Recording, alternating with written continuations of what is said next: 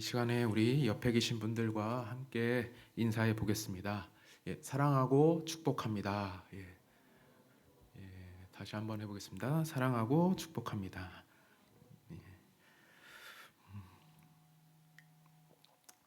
오늘 우리가 마태복음 이제 말씀을 읽었는데요. 이 마태복음은 신약의 가장 첫 번째 책입니다. 원래 마가복음이 먼저 쓰여졌다고 이제 우리가 알고 있는데, 그럼에도 불구하고 마태복음이 신약에서 가장 먼저 나오는 이유가 있습니다. 그것은 이 구약과의 연관성입니다. 마태복음은 구약과 신약을 연결하는 고리가 됩니다. 즉 마태복음은 이 구약과 많은 연관이 있는데요. 마태복음은 구약 말씀을 129번이나 인용합니다. 마태가 이렇게 구약을 많이 인용한 이유가 있습니다. 그것은 마태복음이 이 구약을 잘 알고 있는 유대인들을 대상으로 썼기 때문입니다. 즉 마태는 구약을 잘 알고 있는 유대인들에게 이 전하고 싶은 메시지가 있습니다. 그것은 예수님이 구약에서 약속한 메시아라는 겁니다. 예수님이 이 세상의 왕이라는 겁니다. 마태는 이렇게 구약을 잘 알고 있는 유대인들에게 예수님이 왕이라는 것을 다윗을 통해 설명합니다. 왜냐하면 당시 유대인들에게는 다윗 왕에 대한 로망이 있기 때문입니다. 다윗처럼 훌륭하고 강력한 왕이 다시 나타나서 이스라엘을 옛날의 그 왕성한 나라로 회복시키길 원하는 겁니다. 그래서 마태는 마태복음 1장을 족보로 시작합니다.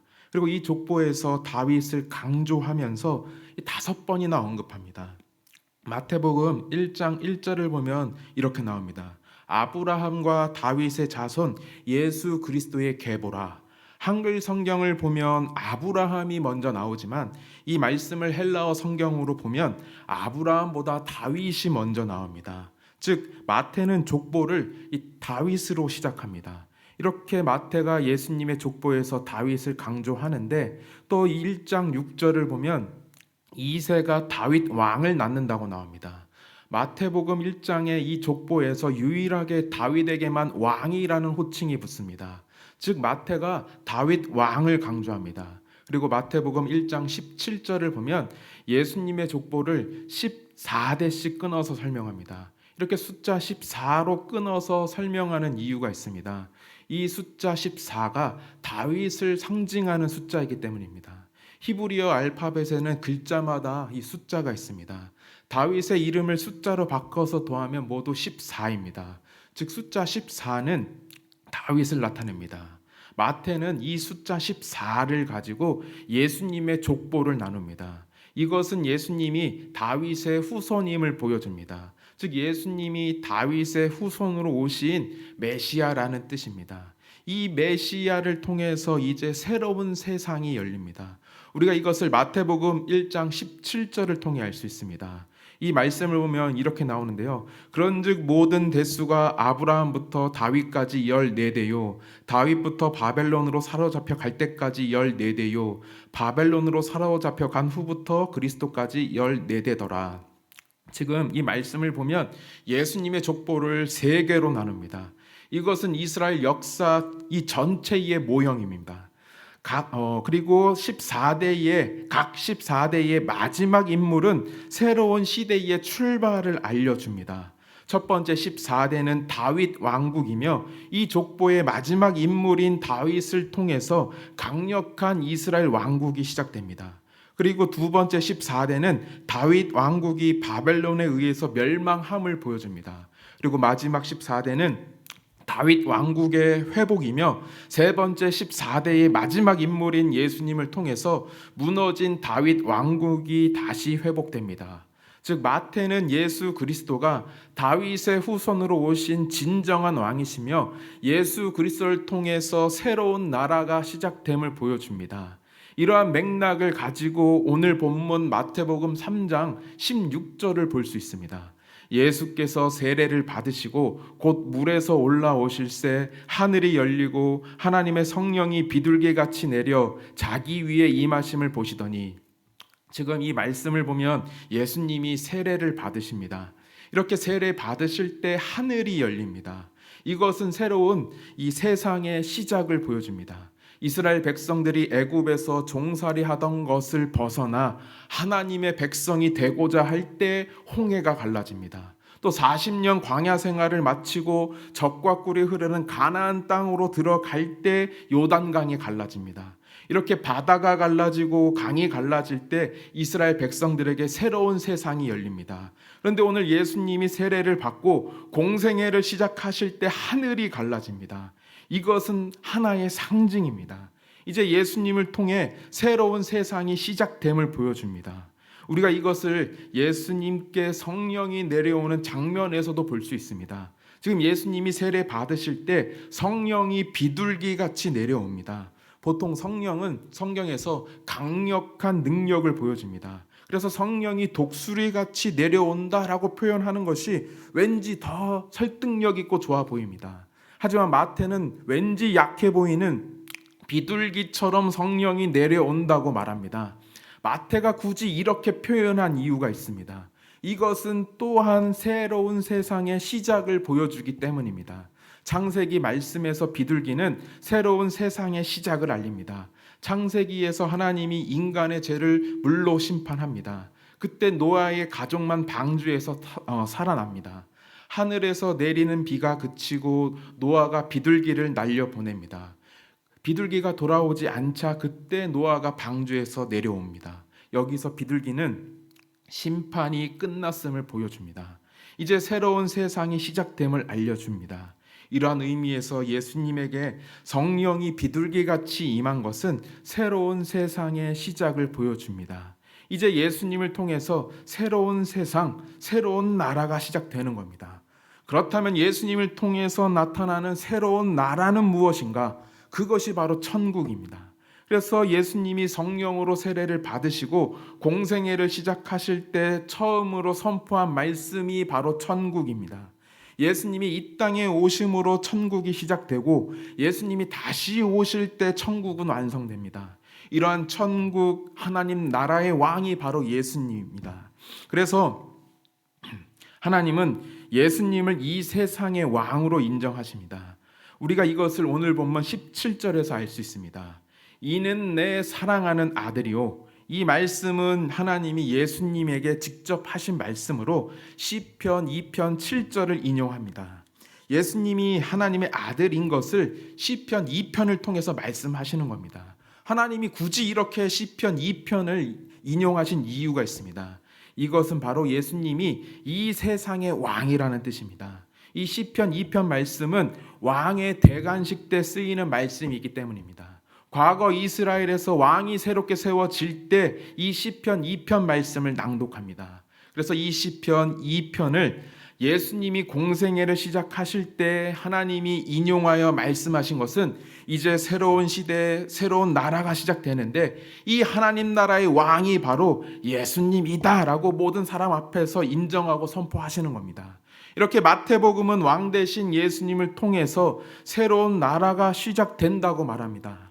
그렇다면 이 하나님 나라는 과연 어떠한 곳인지 우리가 알아야 합니다. 하나님 나라는 어떠한 곳인가? 바로 승리의 나라입니다. 왜냐하면 왕 대신 예수님이 사단의 권세를 무너뜨리고 승리하시기 때문입니다.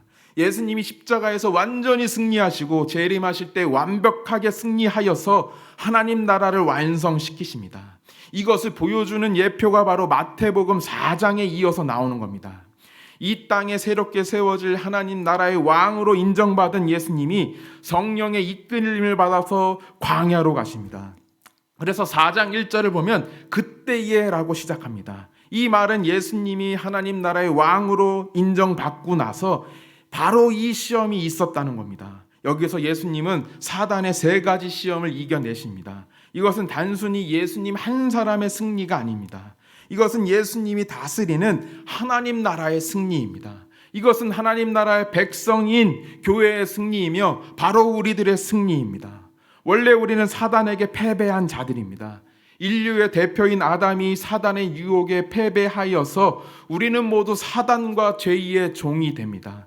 이로 인해 우리는 하나님과 분리되어서 영혼의 죽음을 겪고 양심이 타락하고 마음의 평강을 잃고 고통을 당합니다. 그래서 진리와 선한 것을 받아들일 수가 없고 하나님 나라를 유업으로 받을 수가 없습니다.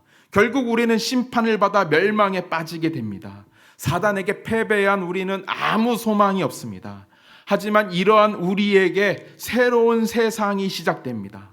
예수님이 오셔서 하나님 나라를 세우시고 왕이 되어서 가장 먼저 사단의 유혹에서 승리합니다. 아담이 패배했던 이 똑같은 세 가지 시험에서 예수님은 승리하십니다. 이 승리는 단지 시작에 불과합니다. 예수님은 사단에게 계속해서 승리합니다. 공생의 기간 동안 예수님은 귀신 들린 자들을 고치시고 귀신들을 쫓아내십니다. 이것은 이 승리의 예표입니다. 그리고 예수님은 십자가에서 사단에게 완전히 승리하십니다. 사단은 이미 패배하여서 그 힘을 잃었지만 이 말세의 때에 마지막 발버둥을 치면서 우리를 위협합니다. 하지만 예수님이 재림하실 때 사단은 완벽하게 패배하고 영원한 심판을 당하게 됩니다. 예수님은 이렇게 승리하십니다. 그래서 성경은 예수님을 승리자라고 말씀합니다. 요한계시록 19장 11절을 보면 이렇게 나옵니다. 또 내가 하늘이 열린 것을 보니 보라 백마와 그것을 탄 자가 있으니 라고 나옵니다. 지금 이 말씀은 다시 오시는 예수님, 재림하시는 예수님의 모습을 보여줍니다. 이때 예수님이 백마, 즉 흰말을 타고 오십니다. 고대 시대의 흰말은 승리를 상징합니다.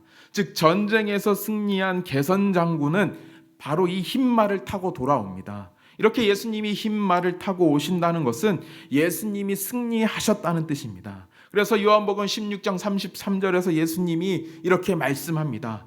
내가 세상을 이겨노라. 왕 대신 예수님이 승리하셨기 때문에 그 나라의 백성들인 우리도 승리합니다. 그래서 계시록 17장 14절은 이렇게 말씀합니다. 어린 양은 만주의 주시오 만왕의 왕이심으로 그들을 이기실 터이요 또 그와 함께 있는 자들 곧 부르심을 받고 택하심을 받은 진실한 자들도 이기리로다. 이 말씀에서 어린 양은 예수님을 말합니다. 이 말씀을 보면 예수님이 승리하셨기 때문에 그와 함께 있는 자들, 즉 우리도 승리합니다. 그래서 계시록 7장 9절을 보면 사도 요한이 이런 환상을 봅니다. 하늘에 있는 무리가 예수님 앞에서 흰 옷과 종려나무 가지를 들고 있습니다. 이 종려나무와 흰 옷은 승리를 말합니다. 기원전 164년에 이스라엘이 이방 민족에게 승리하여서 빼앗겼던 예루살렘을 잠깐 회복하였을 때 이렇게 흰 옷을 입고 종려나무 가지를 흔들었기 때문입니다. 이렇게 교회는 승리합니다. 교회의 몸인 우리도 승리합니다. 예수님이 다시 오실 때 우리는 이 승리를 확실히 알게 됩니다. 그래서 계시록 22장은 예수님과 함께 승리한 자들이 하나님 나라에서 얼마나 큰 기쁨을 누리는지 나옵니다. 계시록 22장 2절을 보면 이렇게 나옵니다. 강 좌우에 생명나무가 있어 12가지 열매를 맺되 달마다 그 열매를 맺고, 지금 이 말씀은 하나님 나라의 풍성함을 보여줍니다. 강 좌우에 생명나무가 있는데 12가지 열매를 맺고 달마다 그 열매를 맺습니다. 이 세상 나무는 보통 1년에 한 번 열매를 맺습니다. 그리고 한 나무에서 한 가지 열매만 맺습니다. 쉽게 말하면 사과나무는 1년에 사과를 한 번 맺고 감나무는 1년에 한 번 감을 맺습니다. 하지만 하나님 나라에서는 매달 열매를 맺는데 달마다 새로운 열매를 맺습니다. 쉽게 말하면 한 나무가 매 달마다 사과도 맺고 감도 맺고 귤도 맺는 겁니다. 이것은 하나님 나라의 풍성함을 상징적으로 보여줍니다. 하나님 나라에서는 이렇게 더 이상 배고픔과 부족함이 없습니다. 즉 먹고 사는 문제로 걱정할 필요가 없습니다. 또 계시록 21장 18절부터 21절을 보면 사도 요한이 환상을 통해 새 예루살렘의 건축 재료를 봅니다. 이 건축 재료들을 보니까 너무나 아름답습니다. 성곽은 12가지 보석으로 채워지고 12문은 진주로 되어 있고 성은 모두 정금, 즉 순금으로 지어집니다. 예수님이 다시 오실 때 세워지는 새 예루살렘 성이 세상에서 가장 귀한 재료로 지어집니다. 이렇게 아름다운 새 예루살렘 성은 교회, 즉 우리의 가치와 영광을 보여줍니다. 하나님 나라에서 우리가 이러한 아름다움과 영광을 누리게 됩니다. 원래 우리 인간은 이러한 아름다움과 영광을 가지거나 누릴 자격이 없습니다. 우리는 죄로 인해 몸과 마음이 모두 병들어 있기 때문입니다. 인간은 결코 아름답거나 선할 수가 없습니다. 하지만 예수님이 다시 오실 때에, 최후 승리가 선포될 때에 하나님 나라에서 우리는 새로워집니다. 우리는 이 세상에서 가장 영광스럽고 아름다운 존재가 됩니다. 이러한 하나님 나라의 축복이 우리에게 예비되어 있습니다. 이 모든 것이 예수님이 승리하셨기 때문입니다. 우리도 하나님 나라의 백성이 되어 이 승리에 동참하였기 때문입니다. 그래서 오늘날 우리에게는 이 승리자의 정체성이 필요합니다. 우리는 성경에서 말하는 것처럼 승리자입니다. 결코 이 세상의 기준으로 그래서 나를 봐서는 안 됩니다. 이 세상은 많이 가지고 높은 자리에 있는 사람들이 승리자라고 말합니다. 하지만 예수 믿는 사람들의 기준은 다릅니다. 우리는 예수 그리스도의 보혈로 승리합니다. 우리는 천국 백성으로서 승리합니다. 그곳에서 우리는 세상의 것들과는 비교할 수 없는 풍성함과 아름다움과 영광을 누리게 됩니다. 그래서 우리는 이 세상의 삶 때문에 결코 절망할 필요가 없습니다. 다음 주에 100억이 생겨서 풍족함을 누리는 사람은 지금 당장 며칠 굶어도 걱정할 필요가 없습니다. 이미 그 마음은 풍성하고 배가 부릅니다. 다음 주에 판검사가 되거나 대통령이 되거나 이렇게 높은 자리, 영광의 자리에 오르는 사람은 지금 당장 아무 일 없어도 자꾸 보잘것없는 일을 할지라도 결코 어디 가도 주눅들지 않고 자신감이 있습니다. 이러한 것이 바로 하나님 나라 백성의 삶입니다.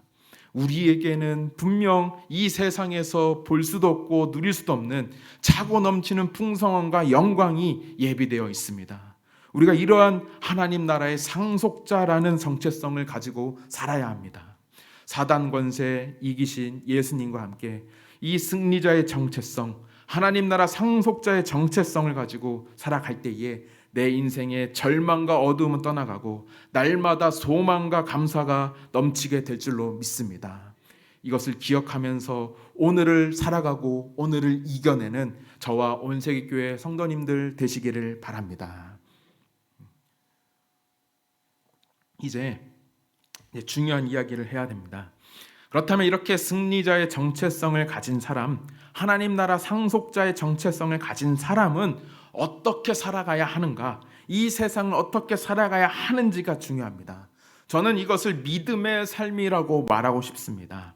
오늘 본문, 우리가 읽었던 본문에 나오는 예수님의 모습이 바로 믿음의 모습이기 때문입니다.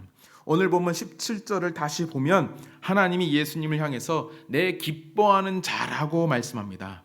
이 말씀은 예수님이 믿음의 사람이라는 선포입니다. 그렇다면 내 기뻐하는 자라는 말씀이 왜 믿음의 사람이라는 선포인지 우리가 살펴볼 필요가 있습니다.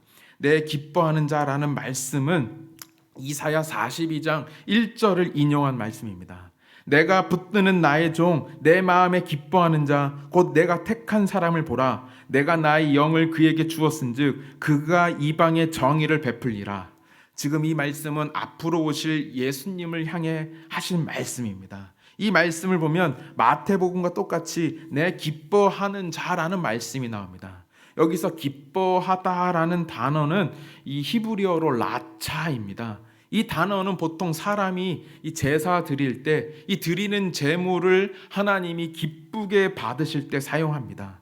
이 말은 곧 하나님께 제사 드릴 때 하나님이 기쁘게 받는 제물이 있고 아닌 제물이 있다는 말씀입니다.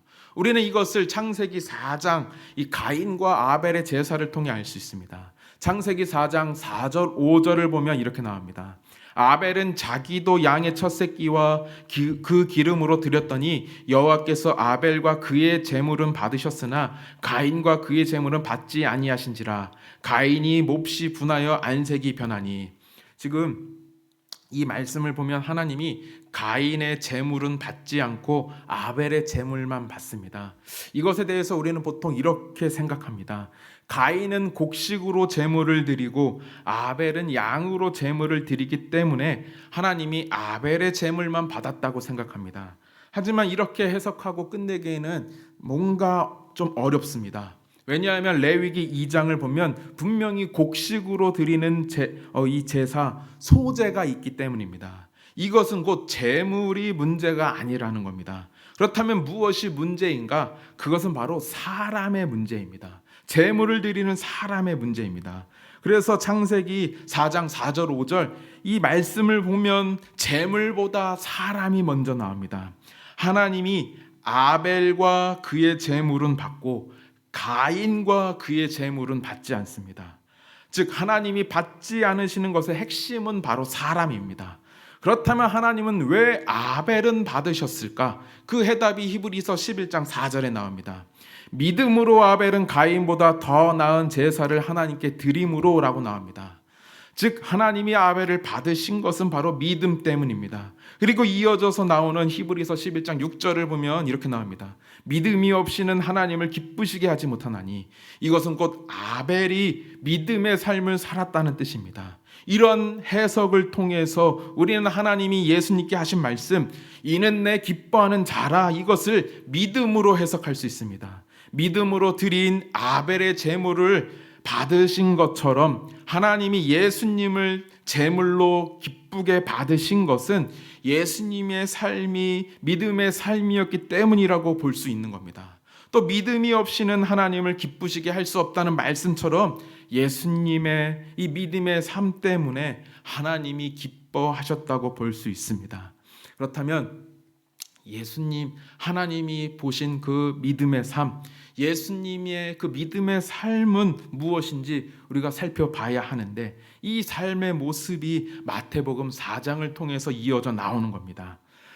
마태복음 4장에서 사단이 아담에게 했던 것처럼 예수님에게도 똑같이 세 가지 방법으로 시험합니다. 이때 예수님이 사단을 이기신 방법이 중요합니다.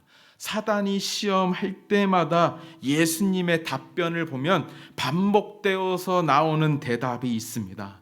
그것은 바로 하나님입니다. 사단의 세 가지 시험을 당할 때 예수님은 이렇게 대답합니다. 하나님의 입으로부터 나오는 모든 말씀으로 살 것이라. 주 너의 하나님을 시험하지 말라. 주 너의 하나님께 경배하고 다만 그를 섬기라. 사단의 시험을 이기는 예수님의 핵심은 이겁니다. 바로 하나님 중심입니다. 하나님이 그 삶의 중심이 됩니다. 이것은 곧 하나님이 그 삶의 주인이 되고 왕이 되는 겁니다. 이것이 바로 예수님을 기뻐하는 자라고 말하는 이 믿음의 삶의 핵심이 되는 겁니다. 이 믿음은 내가 믿는 대상이 누구인지 아는 겁니다. 내 믿음의 대상이 하나님입니다. 내 인생의 주인이 하나님이다. 그래서 내가 하나님 말씀에 순종한다. 이것이 바로 예수님이 보여주신 믿음의 삶입니다. 이 믿음을 가지고 예수님이 사단에게 승리하시는 겁니다. 그래서 우리에게도 이러한 믿음이 필요합니다. 이 믿음은 그래서 단순히 예수님 믿고 천당 가는 것으로 끝나지 않습니다.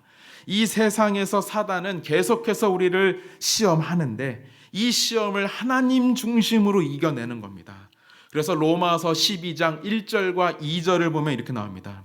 그러므로 형제들아 내가 하나님의 모든 자비하심으로 너희를 권하노니 너희 몸을 하나님이 기뻐하시는 거룩한 산 제물로 드리라. 이는 너희가 드릴 영적 예배니라.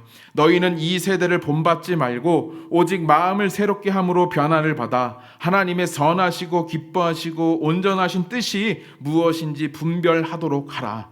지금 이 말씀은 방금 말씀드린 믿음이 무엇인지 보여줍니다. 로마서는 우리가 잘 아는 것처럼 믿음을 강조합니다. 오직 의인은 믿음으로 살고 믿음으로 구원받는다. 이것이 로마서의 핵심입니다. 이러한 믿음에 관한 이론적, 원론적인 이야기가 로마서 1장부터 11장까지 나옵니다. 그리고 이제 이 이론과 원론을 마치고 그렇다면 믿음의 삶은 무엇이냐? 믿음의 삶을 실천하는 것은 무엇이냐? 이 이야기가 시작되는 곳이 바로 로마서 12장입니다. 로마서 12장 1절 2절은 바로 이 믿음의 삶이 무엇인지 보여줍니다. 믿음 가진 사람은 과연 어떻게 살아야 되는지 보여줍니다. 이때 1절을 보면 우리 몸을 산 제물로 드리라고 말합니다. 이것은 마태복음 4장에 나온 예수님처럼 하나님이 받으실 만한 삶을 살라는 겁니다. 즉 믿음의 삶을 살라는 겁니다. 그리고 이 세대를 본받지 말라고 말씀합니다. 이것은 사단의 유혹에 빠진 이 세상을 보여줍니다. 그렇다면 이러한 세상 속에서 우리가 마음을 새롭게 하고 하나님이 선하시고 기뻐하시고 온전하신 뜻을 분별하며 사는 삶은 어떻게 살 수 있는가? 그 원리는 무엇인가? 그 방법이 바로 하나님 중심으로 사는 겁니다. 하나님을 내 주인과 왕으로 삼아서 그 말씀에 순종할 때에 우리가 마음을 새롭게 하고 하나님의 선하시고 기뻐하시고 온전하신 뜻을 분별하며 살 수 있는 겁니다. 이것이 바로 믿음의 삶입니다. 이 믿음의 삶을 통해서 우리가 사단의 유혹을 이기고 이 세상의 유혹을 이기고 세상을 이기고 살아갈 수 있는 겁니다. 그래서 요한 1서 5장 4절 5절을 보면 이렇게 나옵니다. 무릇 하나님께로부터 난 자마다 세상을 이기느니라. 세상을 이기는 승리는 이것이니 우리의 믿음이니라. 예수께서 하나님의 아들이심을 믿는 자가 아니면 세상을 이기는 자가 누구냐? 예수님이 분명 사단에게 승리하셨고 우리도 승리했지만 아직 이 세상은 사단의 영향력이 남아 있습니다. 죄의 영향력이 남아 있습니다. 요한일서 2장 16절에 나오는 것처럼 육신의 정욕, 안목의 정욕, 이생의 자랑이 아직 이 세상 가운데 남아 있습니다. 먹고 사는 문제가 이 세상에서는 하나님과 나를 멀어지게 만듭니다. 이 세상에서는 이 세상의 영광을 얻는 것 때문에 하나님과 내가 멀어지게 되는 겁니다. 하나님을 만나는 예배는 사라지고 말씀은 잊혀지고 기도는 무의미한 것이 됩니다. 이러한 세상 속에서 우리는 어떻게 살아야 하느냐? 믿음의 사람은 어떻게 살아야 하느냐? 정체성을 기억하고 살아야 되는 겁니다. 나는 승리자다. 나는 결코 패배자가 아니다. 패배자는 비록 먹고 사는 문제로 하나님을 버릴 수 있지만, 패배자는 비록 세상 영광 때문에 하나님을 버릴 수 있지만, 우리 승리자는 결코 먹고 사는 문제로 세상 영광 때문에 하나님을 버리지 않는다. 이 세상에 썩어질 것으로 하늘의 것을 버리지 않는다. 이 모든 것이 바로, 이 모든 것보다 더 풍성하고 아름다운 것들이 하나님 나라에 예비되어 있음을 우리가 알기 때문입니다. 그래서 우리는 이 세상 유혹 속에서 승리할 수 있습니다. 어떠한 세상 유혹 속에서도 하나님 중심으로 살아갈 수 있습니다.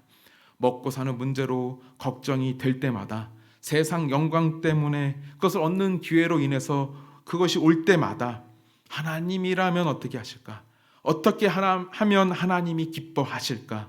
이것을 고민하면서, 이것을 생각하면서 하나님 중심으로 살아가시길 바랍니다. 이것이 바로 믿음의 삶이고 승리자의 삶입니다. 이것을 기억하면서 하나님 중심의 삶, 믿음의 삶을 통해 내가 하나님 나라의 백성이다 라는 것을 세상에 증명하고 보여주면서 오직 하나님을 기쁘시게 하고 살아가는 저와 우리 온세계교회 성도님들 되시기를 바랍니다. 이제 우리 같이 한번 찬양하겠습니다.